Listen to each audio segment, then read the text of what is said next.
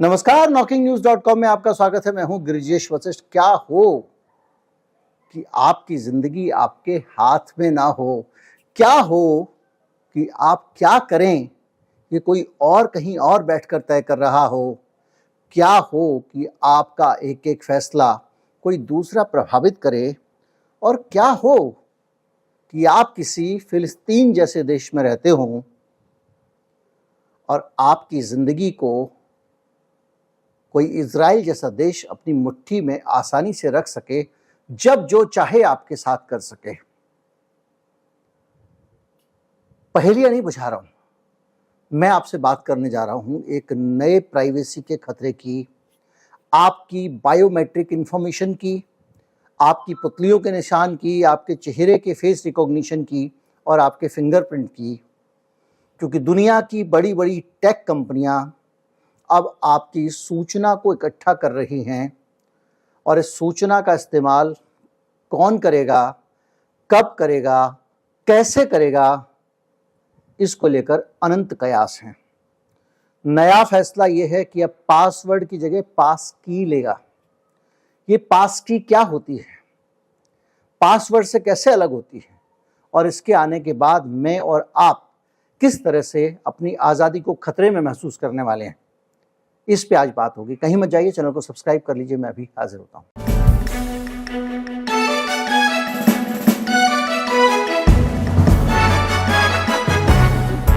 मुझ और आप जैसे लोग दिन रात खबरों के बीच में गोते लगाते रहते हैं, सर्फिंग करते रहते हैं, और इस बीच में आपकी नज़र पड़ती है कि गूगल ने एक बड़ा फैसला ले लिया है और वो जल्दी ही पासवर्ड खत्म करने वाला है।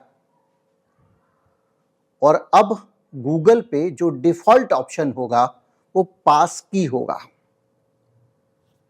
पास की और पासवर्ड में क्या अंतर है, ये समझने के लिए आपको गूगल की साइट पर जाना पड़ेगा। आपको नहीं जाना पड़ेगा, आपको तो मैं बता रहा हूं। पास की में अब गूगल का कहना है कि पासवर्ड डालना ना इंसान के लिए वो झंझट का काम है। हर आदमी पासवर्ड डालने के लिए परेशान होता है, कभी पासवर्ड भूल जाता है, 10 जगह अलग अलग पासवर्ड रखो, पुराना पासवर्ड फिर नहीं रख सकते। और ये आप देखिए, एक नियोजित तरीके से दुनिया भर के जितने भी टेक कंपनियों के लोग हैं वो आपके लिए पासवर्ड को मुश्किल बनाते जा रहे थे। अब न्यूमेरिक रखो, अब अल्फा न्यूमेरिक रखो, अब एक कैपिटल लेटर रखो, 8 शब्दों से बड़ा, 8 अक्षरों से बड़ा हो, किसी को 12 अक्षरों से बड़ा चाहिए। और वो ऐसा आपके सामने एक बंधन बना दिया गया कि आप वो पासवर्ड बना ही नहीं सकते, और बना लेंगे तो भूल जाएंगे। और एक पासवर्ड अगर आपने ज्यादा जगह इस्तेमाल किया तो गूगल का जो क्रोम है वो आपको कहेगा कि पासवर्ड जो है कंप्रोमाइज हो सकता है, फिर आप चक्कर में आ जाएंगे। तो पासवर्ड पहले बहुत मुश्किल बनाया गया। पहले आप 4-6 कुछ अक्षरों का पासवर्ड बना लेते थे और उससे जिंदगी चल जाती थी। एक टेलीफोन नंबर के 4 अक्षर आगे पीछे के लिख दिए, हो गया पासवर्ड।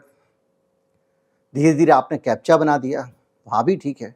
लेकिन जब आपका थर्ड पार्टी ऑथेंटिकेशन आ गया, यानी आप पासवर्ड डालेंगे तो आपके पास में एक एसएमएस आ जाएगा, उस एसएमएस के जरिए आप बता दीजिए। तो एसएमएस में आप डाल देंगे अपना एक जो भी आपके पास आता है वन टाइम पासवर्ड, आपका काम बन जाएगा। जब आपके पास ओटीपी आ रहा है तो पासवर्ड आपको 8 और 12 डिजिट का क्यों चाहिए, न्यूमेरिक क्यों चाहिए, अल्फा न्यूमेरिक क्यों चाहिए, सिंबल क्यों चाहिए? सिर्फ इसलिए कि पासवर्ड को कठिन बनाया जा सके। और 10 साल से ये कंपनियां लगातार पासवर्ड को कठिन बनाने का काम कर रही थी। आपको इस सोच के मुहाने पर लाके खड़ा कर दिया कि जिंदगी में पासवर्ड ना हो तो कितना अच्छा हो। और इस मुहाने पे लाने के बाद अब कंपनियां कह रही हैं वाकई पासवर्ड झंझट का काम है, आप पास की ले लो, अब हम आपको पास की देंगे, पासवर्ड हटा ही देते हैं। अब पास की क्या होता है? पास की होता है आपकी बायोमेट्रिक पहचान। जैसे कि अगर आप मान लीजिए भविष्य में गूगल को एक्सेस करने जाएंगे तो कहेगा आपका फिंगरप्रिंट लगाइए, अंगूठा लगाइए। यानी फिंगरप्रिंट वाला मोबाइल भी आपके लिए एक तरह से एक आवश्यक कर्म हो गया, धीरे धीरे करके आया हमारी जिंदगी में, हमको जरूरत हो ना हो सब में घुस गया वो। और अब फिंगरप्रिंट वाला जो मोबाइल था वो मोबाइल एक तरह से आवश्यक तत्व हो गया। और ये कंपनियां अब आपके चेहरे का या तो फोटो खींच के बायोमेट्रिक आपकी पहचान रखेंगी वो फेशियल रिकॉग्निशन से, या आपके उंगलियों के निशान से, या पुतलियों के निशान से। और इन पहचानों के आधार पर ही आपको आपके अकाउंट में घुसने की अनुमति दी जाएगी, क्योंकि ये डिफॉल्ट ऑप्शन होगा। अब अगर आप इस ऑप्शन को लेना ना चाहें तो पासवर्ड के ऑप्शन पे जाएं, फिर पासवर्ड में वही करेंगे। कई कंपनियां तो कहती 3 महीने में पासवर्ड बदल दो बेटा। अब तुमने मुश्किल से एक पासवर्ड बनाया था, उसको आपने याद किया था, अब नया बनाना है। पुराना पासवर्ड नहीं चलेगा, ये भी लिख के आता है उसमें। पुराने 3 पासवर्ड नहीं चलेंगे, कोई कंपनी ये लिख के देती है। तो ये जानबूझकर ऐसा लगता है कि हम सबको धकेलकर एक ऐसी जगह खड़ा कर दिया गया जहां पे हम अपने अंगूठे की निशानी या फिर पुतलियों के निशान या फिर अपने चेहरे का नक्शा उन कंपनियों के पास जमा कराने के लिए अभिशप्त हो गए। और जब उन कंपनियों के पास आप अभिशप्त हो जाएंगे, ये गूगल का नया फैसला भी, तो मैं बहुत सारी डिटेल्स लाने वाला हूं। तो जब आपका चेहरे की पहचान और सारी चीज आपका नाम, पता, स्थान इत्यादि के साथ में कहीं पर जमा होगी तो आपके लिए बचना मुश्किल ही नहीं नामुमकिन होगा। सड़कों पर जाते हुए, पिक्चर देखते हुए, दफ्तर जाते हुए, सोते हुए, बीच पर छुट्टियां मनाते हुए, हर समय आपके साथ साथ आपकी पहचान चल रही होगी। जैसे कि आपने देखा होगा एक अपराधी को जब पकड़ते हैं पुराने जमाने में, तो स्लेट पर उसकी पहचान लिख दी जाती है और सामने खड़ी कर दी जाती है। जब आप दफ्तर जाएंगे तो आपके सामने उस स्लेट पर पहचान नहीं लिखी होगी। आम लोगों को पहचान दिखाई नहीं देगी, लेकिन सुरक्षा एजेंसियों को, जो तथाकथित सुरक्षा एजेंसियां हैं, उनको, टेक कंपनियों को, सरकारों को और बहुत सारे ऐसी संस्थाओं को जो अलग अलग तरीके से आपको ट्रैक करना चाहती हैं, उनको आपकी शक्ल के साथ में वो स्लेट दिखाई देगी। मालिकों ने बहुत कोशिश की गले में घंटी लटकाने की, एक फीते से बांधकर आपका नाम पता लटका दिया जाता है, पद लटका दिया जाता है, विभाग लटका दिया जाता है, लेकिन ये कंपनियां कोशिश कर रही हैं। गूगल की खबर के बाद अब सुनिए, ये जो एक्स है, जो पहले ट्विटर होता था, एक्स ने भी लोगों का बायोमेट्रिक डाटा इकट्ठा करने का काम शुरू कर दिया है। ये 31 अगस्त की खबर है और सितंबर के अंत तक ये काम शुरू कर देना था। और जब शुरू हो जाता है तो उसका कोई ऐलान तो होता नहीं है, तो एक्स ने ऐसा कुछ बताया नहीं। यानी आप जब ट्विटर इस्तेमाल करेंगे या एक्स इस्तेमाल करेंगे तो आपका जो बायोमेट्रिक डाटा है धीरे धीरे धीरे करके इलॉन मस्क अपने पास इकट्ठा कर रहा है। अब आपको बताता हूं कि किस तरह से कंपनियां कौन कौन सा डाटा, मतलब आपकी वो तख्ती होगी ना, उस पर क्या लिखा होगा। उस तख्ती पे नाम और पता नहीं लिखा होगा, उम्र नहीं लिखी होगी, उस पर और भी बहुत कुछ लिखा होगा। जो थ्रेड आया अभी है हाल में, जो फेसबुक की एक एप्लीकेशन आई थी थ्रेड, जिसको कहा गया कि ये मुकाबला करेगी ट्विटर का या एक्स का, उसको अंधाधुंध लोगों ने, खूब सारे लोगों ने डाउनलोड किया। भारत में भी हमने बहुत सारे लोगों ने किया। और उसने, जब आपने वो एप्लीकेशन डाउनलोड की तो उसने कौन कौन से डेटा की आपसे परमिशन ली, ये जानकारी आप भी गूगल प्ले स्टोर पे जाके पता कर सकते हैं। जब आप जाएंगे तो वहां पे वो कौन कौन सी जानकारी मांगता है पता लग जाएगा। एक लिस्ट बताता हूं। इन ऐप सर्च हिस्ट्री, यानी किसी एप्लीकेशन के अंदर आपने क्या क्या सर्च किया है इससे पहले, ये आपके दिमाग को पढ़ने के लिए वो आपके मोबाइल से आपसे ही ले लेगा। आपकी वेब ब्राउजिंग एक्टिविटीज, आप इंटरनेट पे क्या क्या सर्च करते हैं, ये भी आपके ब्रेन को समझने के लिए वो आपसे अनुमति ले रहा है। कौन? मेटा। मेटा कौन? फेसबुक वाला। इसके अलावा आपके कैलेंडर इवेंट्स। कैलेंडर इवेंट्स क्या होते हैं, जो लोग नहीं समझते उनको बता दूं। आपका जो मोबाइल के अंदर कैलेंडर होता है ना, उसके अंदर आप ये रख सकते हैं कि आप कब क्या करने वाले हैं, कहाँ जाना है। परसों या 26 तारीख को मुन्ना के लड़के की शादी है, ऐसे मान लीजिए। तो मुन्ना के लड़के की शादी में 26 तारीख को मैं भूल ना जाऊं, 6 से 8 बजे तक मैं वहां रहूंगा, तो वो लिख देते हैं।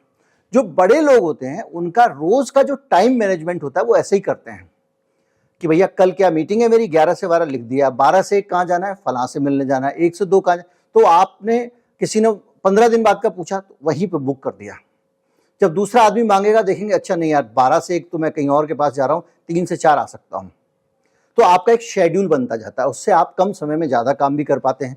लेकिन आपके जीवन की हर घटना, आप किससे मिल रहे हैं, किससे नहीं मिल रहे हैं, कहाँ जा रहे हैं, कहाँ नहीं जा रहे हैं, ये सब आपके कैलेंडर इवेंट्स में है और मेटा उसकी परमिशन ले रहा है कि उसको वो निकाल सकता है। इसके साथ साथ आपके कॉन्टेक्ट्स, आपके फोन बुक में किस किस के नंबर हैं, इनको भी वो निकाल रहा है। इसके अलावा आपकी साउंड रिकॉर्डिंग और आपकी आवाज़ें, आपने देखा वो बात करते हैं, कई बार जो स्मार्टफोन है उसके अंदर अपने आप ही साउंड रिकॉर्डिंग का बटन दब जाता है। तो आपकी जितनी कॉल रिकॉर्डिंग है और आपकी आवाज़ के नमूने मेटा का ये एप्लीकेशन ले लेगा। इसके अलावा आपकी म्यूजिक फाइल्स, तरह तरह की ऑडियो फाइल्स, आपके फोटोग्राफ्स का मतलब यह है कि आपके साथ साथ आपके परिवार के, आपके संबंधियों के, आप शादी में जाते हैं, रिश्तेदारी में जाते हैं, मोहल्ले में जाते हैं, आपकी ज़िंदगी में कौन कौन लोग हैं वो जानकारी भी वो ले लेगा, वीडियोस ले लेगा। आपके जितने भी SMS मैसेज आते हैं उनको मेटा एक्सेस कर सकता है। आप अभी तक OTP को लेके बड़ा सोचते हैं, वो उसको एक्सेस कर सकता है। इसके अलावा इन ऐप कम्युनिकेशंस, जितनी भी बातचीत आप कर रहे हैं एप्लीकेशन के अंदर, उन सब की भी जानकारी वो ले लेगा। आपके सारे ईमेल पढ़ सकेगा, आपके पेमेंट कार्ड की इंफॉर्मेशन, मसलन आप भुगतान करने के लिए जो जो कार्ड इस्तेमाल करते हैं, आप चाहे वो डेबिट कार्ड और उसकी इंफॉर्मेशन, क्रेडिट कार्ड की इंफॉर्मेशन जो आपने जहाँ जहाँ सेव करके रखी हुई है उसको ले लेगा। आपके बैंक अकाउंट की डिटेल्स ले लेगा। ये आपसे परमिशन मांग रहा है, ये कोई हवा में कल्पना में नहीं है। जब आप एप्लीकेशन स्टार्ट करते हैं तो ये मांगता है, और यहाँ तक कि आपका फाइनेंशियल डाटा भी वो आपसे ले लेता है। ये बाकायदा डिटेल फर्स्ट फोर्स की रिपोर्ट में छापी गई हैं। इसके साथ साथ, ये तो छोटी है, इसके साथ साथ बहुत सारी सेंसिटिव इंफॉर्मेशन, जैसे मैंने बताया आपका बायोमेट्रिक डाटा, आपका सेक्सुअल ओरिएंटेशन और आपका एथनिक इंफॉर्मेशन, ये सारी चीज़ें वो आपसे ले लेता है। और बड़ी बात यह है कि इसको अभी तक यूरोप के बहुत सारे देशों में इन्हीं वजहों से परमिशन नहीं दी गई है, और ये कंपनी अब यूरोप की सरकारों के साथ में अलग अलग जगहों पे अपनी एडवोकेसी कर रही है कि भैया हमको आप जो है बताओ, आपका नियम हम मानने को तैयार है, प्राइवेसी का रूल। हमारे यहाँ तो बड़ा IT लॉ, ये सब बड़ी बड़ी बातें सरकार करके चुप बैठ गई, उसके बाद ये थ्रेड आया है और इतनी परमिशन ले रहा है। अगर आपका रूल इतना अच्छा है तो ये वहां पे यूरोपियन यूनियन के देशों में क्यों नहीं ये लॉन्च कर पाए? देखिए, Germany, Spain, Italy, France, Ireland, Belgium, यहां पे मेटा का थ्रेड उपलब्ध नहीं है क्योंकि वहां पे डाटा इश्यूज के कारण परमिशन नहीं मिली है। हिंदुस्तान के नागरिकों का डाटा गरीब की भौजाई है, अमेरिका से लेके जो चाहे वो उसको छेड़ सकता है, वो विरोध नहीं कर पाएगी। ये एक मेटा की स्थिति हुई। ट्विटर का मैंने आपको बता दिया, आपका डाटा इकट्ठा कर रहा है। और इसके साथ साथ हालत ये है कि फेसबुक ने अभी हाल में ऐलान किया था, एक तरफ फेसबुक इस तरह से डाटा इकट्ठा करने की आपसे परमिशन ले रहा है, लेकिन फेसबुक ने एक ऐलान किया था कि वो फेस रिकॉग्निशन सिस्टम को बंद कर देगा अपने यहाँ पे और सारा डाटा डिलीट कर देगा। अब आप इन दोनों के बीच में सोच रहे होंगे कि कंट्रास्ट है, तो एक तरफ डाटा इकट्ठा कर रहे हो, दूसरी तरफ कर इसको खत्म कर देंगे। फेशियल रिकॉग्निशन सिस्टम ऐसा होता है जैसे गूगल फोटो में आपने गए और आपने अपना फोटो, जैसे ही उसमें किसी का फोटो रिश्तेदार का या कुछ दिखेगा तो आपसे पूछेगा ये चाची और ये वाली महिला एक ही है क्या? आपने कहा हाँ, तो वो उस महिला के सारे फोटो उठा के चाची के साथ जोड़ देगा। होता है ना? उसी तरह से फेसबुक में ये था कि अगर कहीं पे भी कोई फोटो आपसे इससे जुड़ा हुआ चीज़ों का है तो 2019 तक मेरे ख्याल से वो पहचान लेता था और पहचान के आपके सामने पेश कर देता था। तो चेहरे को पहचानने की जो तकनीक थी, उस तकनीक के जरिए फेसबुक में वो मिलाता रहता था कि अच्छा ये चेहरा ये चेहरा ये चेहरा एक है, जैसे कि गूगल फोटो में आपके साथ होता है। उस मिलाने के प्रोसेस में क्या करना पड़ता है? एक चेहरे का नक्शा बनता है। आपकी शक्ल नहीं पहचानता कंप्यूटर, कंप्यूटर पहचानता है इसकी 2 आंखें, 1 होंठ, ये 4 चीजें, कान वान मिला के ये जो लाइनों वाइनों का निशान लगा के देखता है, अच्छा ये वही आदमी है। वो 6-7 बिंदुओं को मिला के वो सीधी लाइनों से और मिला लेता है, उसका एक बाइनरी डाटा बनता है, ये फलां ही आदमी। वो डाटा उनके सर्वर में सेव हो जाता है। लेकिन इतने सारे लोगों का फेशियल रिकॉग्निशन का अगर आप सिस्टम चलाओगे तो आपको उसको सेव करने के लिए सर्वर चाहिए होता है, जगह चाहिए होगी ना। तो फेसबुक ने उसको इसलिए बंद कर दिया, लेकिन इसलिए बंद किया क्योंकि बहुत सारे लोगों का, जाने अनजाने लोगों का चेहरा उसको सेव करना था। परंतु जहां उसको डाटा की जरूरत है वहां वो अपने डाटा को अपने पास इकट्ठा कर रहा है। अभी हम आएंगे और समझने की कोशिश करेंगे कि डेटा को किस तरह से इस्तेमाल मनुष्य के खिलाफ किया जा सकता है। अगर आप इंस्टाग्राम की एक पुरानी खबर देखें, उसको $68 मिलियन का उसके ऊपर जुर्माना किया गया था, और उसका कारण ये था कि ये जो डाटा उसने यूज किया था और वो इंफॉर्मेशन उसने लीक कर दी थी, ऐसा उसके ऊपर आरोप लगा था।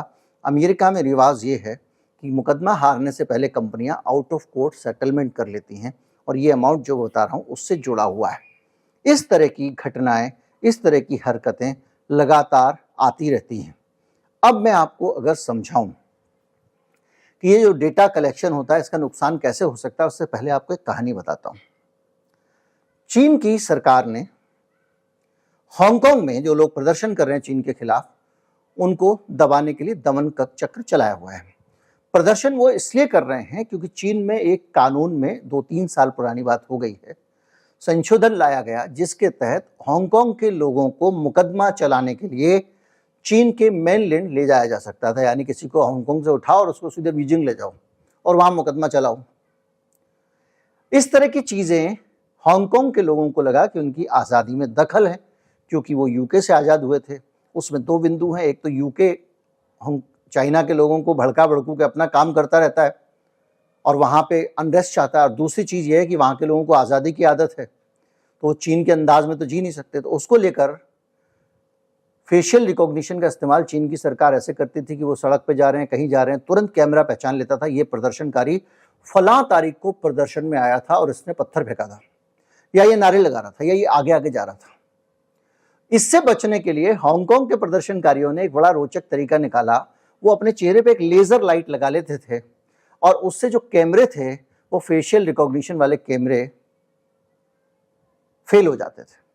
सरकार ने इसका तोड़ निकाला, तू डाल डाल में पात पात।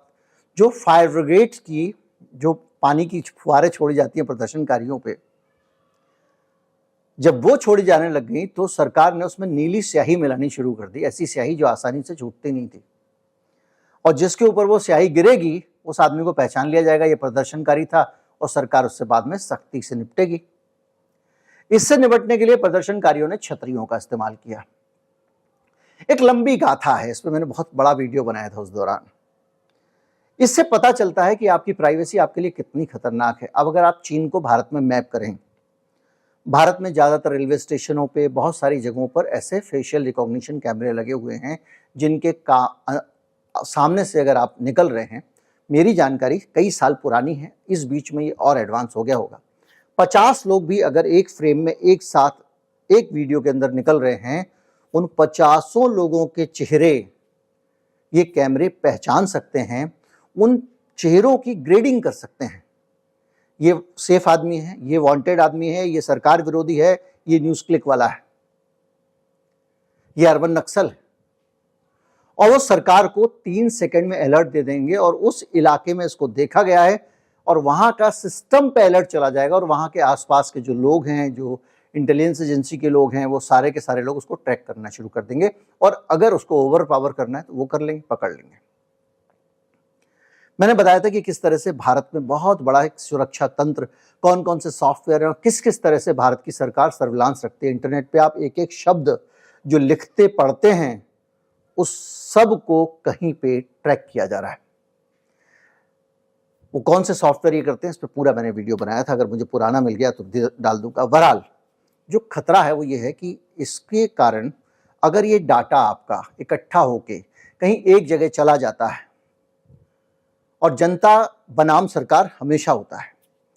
तो सरकार के पास भी अगर पहुंच जाता है तो जनता की आजादी एक तरह से सरकार के हाथ में होती है। सिविल राइट वायलेशन एक बहुत बड़ा मसला है, लोगों के नागरिक अधिकारों का हनन होता है। अभी फिलिस्तीन के नागरिकों की एक बड़ी चिंता यह भी है कि उनकी जिंदगी में इजराइल का बहुत दखल है और उनके ऊपर वो हमेशा नजर रखता है और उनको दंडित करने के लिए हमेशा तत्पर रहता है। तो उनकी आजादी खतरे में है क्योंकि वो जहां भी जा रहे हैं उनके ऊपर नजर रखी जा रही है, आप किसी को नजरबंद कर रहे हैं। इसके अलावा हमारी प्राइवेसी में इन्वेजन होता है। अगर आपने बगैर सेफ गार्ड के ये काम किया, पता चला आप अपने किसके साथ मिलते हैं, क्या खाते हैं, क्या पीते हैं, कहां जाते हैं, यह आपका निजी मसला है। और अगर ये जानकारी कहीं और चली जाएगी तो क्या होगा। छोटा सा उदाहरण दे रहा हूं, मैंने गाड़ी खरीदी, किया कंपनी ने उस गाड़ी की जुड़ी हुई जानकारियां किया की जगह से या जहां रजिस्ट्रेशन कराने गया वहां पे लीक कर दी। गाड़ी लीक होने के बाद में जानकारी और फोन नंबर लीक होने के बाद में मेरे पास रोज 1 या 2 फोन आने लग गए, सर आपने किया की कार खरीदी थी, लकी ड्रॉ में आपका नाम आया है, फला जगह मीटिंग के लिए आ जाइए, वो जो आजकल हॉलीडे कंपनियां जो होती हैं, या फला जगह आ जाइए, यहां पे ये है, यहां ये मीटिंग है। एक पूरा सिलसिला सिर्फ एक जानकारी से, और यहां आपकी जिंदगी की सारी जानकारियां हैं। आप कल्पना भी नहीं कर सकते हैं इतनी सारी तरीके से उस जानकारी को लोग पहुंचना। जो जिन लोगों को लगता है कि प्राइवेसी जो है बहुत बड़ा कंसर्न नहीं है, मैं ये कह रहा हूं एक बार अपना मोबाइल नंबर डाल दें मेरे कमेंट में, ईमेल आईडी डाल दें, अपना पता डाल दें, सब कुछ अपने आप समझ में आ जाएगा। इसके साथ साथ एक रेगुलेटरी फ्रेमवर्क भी होना चाहिए। उसको मिसयूज किया जा सकता है, उसको अब्यूज किया जा सकता है। कैसे किया जा सकता है आप अच्छी तरह से समझ सकते हैं। मैंने आपको एक उदाहरण दिया, मेरे फिंगरप्रिंट का इस्तेमाल मेरे बैंक से पैसा निकालने के लिए भी कुछ अपराधी कर सकते हैं। और हमको और आपको तो जिंदगी में ऐसे पैसे से बड़ी कोई चीज लगती नहीं है, लेकिन जो लोग आपको शिकार बनाने जा रहे हैं वो तो आपके दिमाग पे नियंत्रण की तैयारी कर रहे हैं। पैसा तो बहुत छोटी चीज है और डेमोक्रेसी पे इसका सबसे ज्यादा असर पड़ता है। जैसे कि बायोडाटा, जो अगर बायोमेट्रिक डाटा है उसके जरिए आप समाज की ग्रेडिंग कर सकते हैं। ग्रेडिंग कैसे कर सकते हैं, ये सब लोग जो है अगर पॉलिटिक्स से हटा दे पहले फिर पॉलिटिक्स पे आते हैं, कि ये सब लोग जो है, ये आदमी जो है इसकी औकात नहीं है कार खरीदने की। ये एक बच्चों का स्कूल है, जैसे ही बच्चे के स्कूल में घुसते हैं उसके पास में डाटा है कि इस आदमी की तो तनख्वाही 20,000 रुपए की है, हम तो अपने स्कूल में उनको पढ़ाएंगे जो 2-2 करोड़ के पैकेज वाले हैं। इस तरह का भेदभाव आर्थिक आधार पर हमारे समाज में होता है और वो स्कूल हो सकता है आपको घुसने से पहले मना कर दे कि साहब एडमिशन नहीं है। इसको जाति में ढाल के देखिए, जाति जनगणना दूसरी बातें अभी हो रही। अगर किसी के पास में आपके हिसाब से जुड़ा हुआ डाटा है और वो ब्राह्मणवादी संस्था है और वो कुलीन सोच रखने वाली संस्था है कि भाई मेरा तो हाई एंड का स्कूल है, यहाँ सिर्फ बड़े रईस खानदान के लोग पढ़ेंगे। दिल्ली में जिम खाना क्लब में, अब मुझे पता नहीं, कुछ समय पहले तक ये था कि वहां पे आप कुर्ता पजामा पहन के नहीं जा सकते, कितने बड़े नेता हों। तो एक प्रोटोकॉल वो पता चला, उनको लगा कि यार ये सब हम तो एलिट अरबपति लोगों के बने, ये ब्लू ब्लडेड आदमी नहीं है, कहां से आ गया। हो सकता है। तो समाज में ग्रेडिंग करने की भी डाटा के जरिए एक खतरा है। इसके अलावा ये ग्रेडिंग पॉलिटिकली भी खतरनाक हो सकती है। इजराइल मुसलमानों से अगर नफरत निकालना चाहता है, हिटलर अगर उस जमाने में ये होता और वो यहूदियों से नफरत करना चाहता, उसके लिए कितना आसान होता सड़क पे जाते हुए यहूदी को पहचानना और उसकी हत्या करवा देना है, उसकी पिटाई करवा देना। आज इजराइल के जो हाल है उसके कारण बहुत से दुनिया में यहूदी जो है वो खतरे में आ गए होंगे। और फिलिस्तीनियों के साथ में धर्म देखकर, धर्म के आधार पर भेदभाव के मामले तो हम सब देखते ही हैं। पकड़ लिया, आप बताइए, रेलवे में एक आदमी जा रहा है, वो गोली मार देता है धर्म देख के। तो ऐसी स्थितियों में धर्म देख के 2 आदमियों को जिंदा जला दिया गया था। गाय तस्करी के मामले में। तो डाटा अगर आपका है और स्टेट में ऐसे लोग आ जाते हैं जो गलत लोग हैं सरकार में या पावर में आ जाते हैं, या कुछ गलत लोग पैसे देकर डेटा हासिल कर लेते हैं। अतीत में भी डेटा चोरी हुई है, मेटा का डेटा चोरी हुआ है। एक कंपनी थी जो डेटा चोरी करती थी, उसने भारत में बहुत सारी पॉलिटिकल पार्टीज को डेटा के आधार पर सेवाएं दी थी, याद कीजिएगा, कैम्ब्रिज एनालिटिका। तो अगर ये हो जाता है तो आपके साथ में बहुत बड़ा खेल हो सकता है। आपको जाति के नाम पे, धर्म के नाम पे किसी भी तरह से उत्पीड़ित, प्रताड़ित किया जा सकता है। यह भी हो सकता है कि एक पॉलिटिकल पार्टी चुनाव में कस्टमाइज मैसेज भेजे, चुनाव आ रहा है, वोट पड़ने वाले हैं, आपके एसएमएस आएगा, हिंदू तुम्हारी जान खतरे में है, तुम्हें मारने के लिए मुसलमान आ रहे हैं, जाओ हमारी पार्टी को वोट दे दो। दूसरे आदमी को जाएगा, देखा सारे हिंदू वोट डाल रहे हैं और तुम मुसलमान वोट नहीं डाल रहे हो, तुम्हारा कैंडिडेट हार जाएगा, कायरो उठो, आज ही मौका है। क्योंकि उस आदमी के पास जो मैसेज भेज रहा है उसको डेटा है, उसके पास, उसको पता है ये आदमी हिंदूवादी है, ये भक्त वाला है, ये कट्टर वाला है, ये मौलाना है जो समझते हैं एकदम मक्का की अंतरिक्ष से भी दिखता है, ये वो वाले हैं, सबका उसका डाटा है। और ये वाला जो है ना, ये वो खतरनाक आदमी, इसको मत भेजना वरना इसकी शिकायत कर देगा चुनाव आयोग में। तो अगर आपका डाटा होगा तो कुछ भी हो सकता है आपके साथ में, आप सोच रहे हैं। इसके साथ साथ आपका अनऑथराइज एक्सेस हो सकती है, जैसे कि आपका पर्सनल इंफॉर्मेशन का मिसयूज कर लिया जाए, कुछ कर लिया जाए। छोटा उदाहरण निजी जीवन का दे रहा हूं, आपके शादी ब्याह की बात चल रही है, वो वहां फट से पता लगा लेगा कि लड़के की तनख्वाह तो 1255 है, तो 1355 बता रहा था। इसके साथ साथ आपका हरासमेंट, स्टॉकिंग भी हो सकती है। सिद्धू मूसेवाला को अगर डेटा मिल जाए, माफ कीजिए, सिद्धू मूसेवाला के हत्यारों को अगर डेटा मिल जाए, वो विश्नोई कौन है, वो बहुत खतरनाक आदमी है भाई, वो उसको अगर डाटा मिल जाए तो वो तो आपको बहुत अच्छे तरीके से ट्रैक कर सकता है, पकड़ सकता है, आपको आपके पीछे भी लग सकता है रोज। मान लीजिए आपका फोटो मिल गया, आपका पता मिल गया, आपका नंबर मिल गया। एक आशिक को और क्या चाहिए, सिर्फ आशिक को आज के जमाने के, रोज आपका पीछा करेगा। एक घर बसाऊंगा तेरे घर के सामने, सीटी अलग बजाएगा, फोन करेगा, तरह तरह से नए नए नंबर से इनबॉक्स में आके मांगते हैं ना, तो डेटा ही तो मांगते हैं वो आपसे इनबॉक्स में, फोन थोड़ी मांग रहे हैं।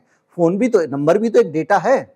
जैसा मैंने अभी आपको बताया था कि आपकी बायोमेट्रिक इंफॉर्मेशन मिल गई, उसके आधार पर वो सोशल इंजीनियरिंग कर लेंगे।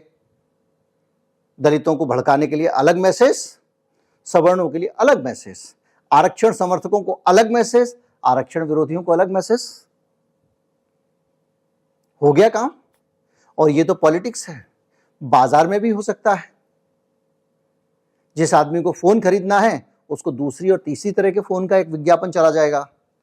हो सकता है उसको एक आर्टिकल मिले जिसमें उस खास फोन की बहुत बुराई की गई हो और दूसरे फोन की तारीफ की गई हो। सोशल मीडिया मार्केटिंग में ये सब हो रहा है। इसके साथ साथ मैंने आपको बताया डिस्क्रिमिनेशन भी हो सकता है प्रोफाइलिंग के जरिए, और आपकी स्वतंत्रता, पर्सनल ऑटोनॉमी जो है वो इससे प्रभावित होती है। और आप हो सकता है ये महसूस करें कि आपको लगातार मॉनिटर किया जा रहा है। अभी भी आपको सुन के देखिए, मैं आपको बताता हूं। मेरा कार्ड एटीएम में रह गया, 8-10 दिन बाद मुझे फिर पैसे की जरूरत पड़ी तो मैंने देखा मेरा कार्ड ही नहीं है।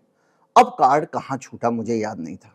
आप लोगों के लिए जो ये काम करता हूँ ना, मेरा दिमाग खाली हो जाता है। कई बार फिलिस्तीन की जगह इजराइल बोलता हूँ, इजराइल की जगह आप लोगों ने कई बार टोका है, दिमाग डिफ्यूज हो जाता है। तो साहब मैं भूल गया कि मैं कहाँ कहाँ गया था।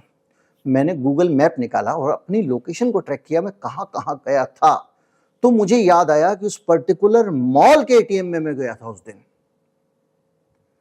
वहां गया तो उस मॉल के एटीएम के गार्ड जो बगल में बैठा हुआ था, उसके पास किसी आदमी को मिला होगा, उसने रख दिया था। उसने कहा लो जी ये है आपका कार्ड।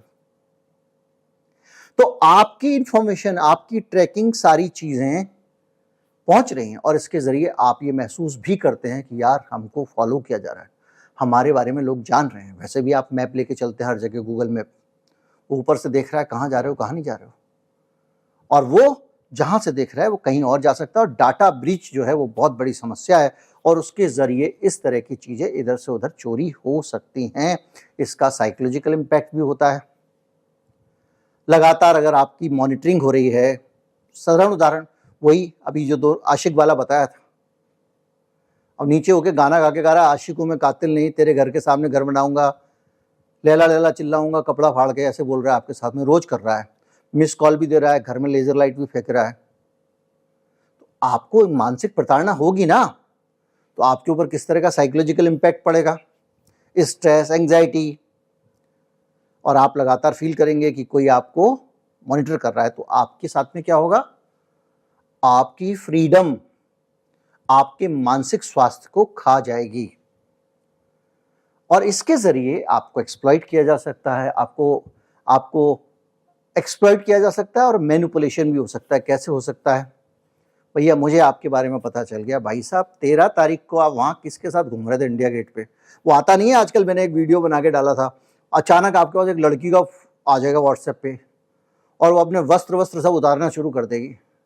अब आपको अगर रस आ गया और आप देखने लग गए तो वो वहाँ पे रिकॉर्ड कर रहा है, फिर एक दिन फ़ोन करेगा, हेलो मैं बोल रहा हूँ, आप उस लड़की का उस दिन बड़े मज़े लेके फ़ोटो देख रहे थे, ये वाला वीडियो हमारे पास है, इतने रुपए दे दो वरना मैं आपकी बीवी को भेजने वाला हूँ, आपकी माताजी को भेजने वाला हूँ, आपके पिताजी को भेजने वाला हूँ, आपके स्कूल अध्यापकों को भेजने वाला हूँ, वायरल कर दूंगा। डाटा है तो उसको सब पता है, आपकी पिता कौन है बताऊं, आपका भाई कौन है बताऊं, आपके स्कूल में कौन कौन पढ़ता है क्लास में बताऊं। तो आप जो है अच्छी तरीके से आपको एक्सप्लॉइट किया जा सकता है, आपसे पैसे छीने जा सकते हैं। इस तरह की थ्रेट्स लगातार हमारे सर पे डाटा लीकेज से ही जुड़ी हुई हैं।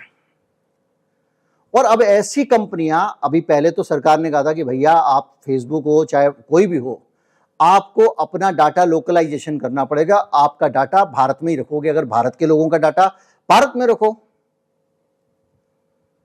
फिर सरकार ने कानून बदल लिया, उस कदम को पीछे खींच लिया। अब आपका डाटा कहां कहां रखा है, भारत के लोगों का किस देश में रखा है आप जानते नहीं है। अमेरिका के हाथ में तो पक्का ही है, वो उसका जैसे चाहे इस्तेमाल कर सकता है। तो कुल मिला के अब जब सारी कंपनियां बायोमेट्रिक डाटा इकट्ठा कर रही हैं, गूगल तो अब पासकील आ रहा है पासवर्ड की जगह, जहां से हमने बात शुरू की थी, मेटा अलग तरीके से आपका डेटा इकट्ठा कर रहा है, लगातार कर रहा है। थ्रेड का मैंने बताया कि कौन कौन सा डाटा वो आपसे ले लेता है। ट्विटर जो है उसने भी डाटा इकट्ठा करना शुरू कर दिया है। तो ये जो स्थितियां हो रही हैं, इस पे कोई खेवनहार होना चाहिए ना। अश्विनी वैष्णव साहब, आप तो बड़े भले आदमी हैं, केंद्र सरकार मोदी जी कुछ करिए। ये आपने जो डाटा पॉलिसी बनाई है ये बहुत खतरनाक है। और आप जो दर्शक हैं, आप लोग को भी, हम सबको भी, जो हमारे KN परिवार के लोग हैं, उनको भी इसकी जागरूकता लोगों तक पहुंचानी चाहिए। ज़्यादा से ज़्यादा लोगों को पता चलना चाहिए कि ये जो मसला है ना, ये देश के लिए बड़ी चुनौती है। शेयर करें ज़्यादा से ज़्यादा। गांव में एक ब्राह्मण था, उसने 30 लोगों को शेयर किया, उसको पुत्र की प्राप्ति हुई। एक आदमी था, उसने पर्चा फाड़ के फेंक दिया, उसके साथ में अनिष्ट हो गया। इस तरह की बातें नहीं कह रहा हूं मैं, लेकिन शेयर कर दीजिए।